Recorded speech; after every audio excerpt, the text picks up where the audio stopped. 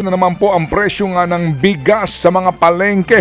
Sa panayan po ng programang ito kay Department of Agriculture spokesperson ASEC Arnel de Mesa, nakita po ng DA na paakyat ang trajectory ng presyo po ng lokal at imported na bigas. Ang presyo nga po ng mga imported ay parang tumataas pa kung saan karaniwan pong na ang presyo nito ay 55 pesos na per kilo. Ang pinakamura ho nito ay mas mababa lamang ng 5 piso o nasa 50 pesos per kilo. Ganong hindi po naman tumaas ang taripa sa imported rice.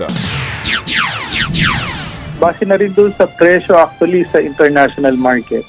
Hindi dapat tataas sa ganitong level yung presyo. Kung tataas man, yung DT8, yung magandang klase.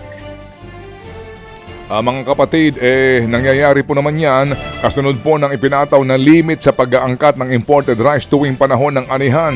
Para ho naman daw hindi malugi ang ating mga magbubukid. Pero yun nga po ang sinasabi mismo ng DA. Sa halip na bumaba ang presyo, pataas ng pataas at yan po ay abangan sa ating pong pinaghahandaan na episode ng Think About It. Tinig po yan ni DA spokesperson ASEC Arnel de Mesa.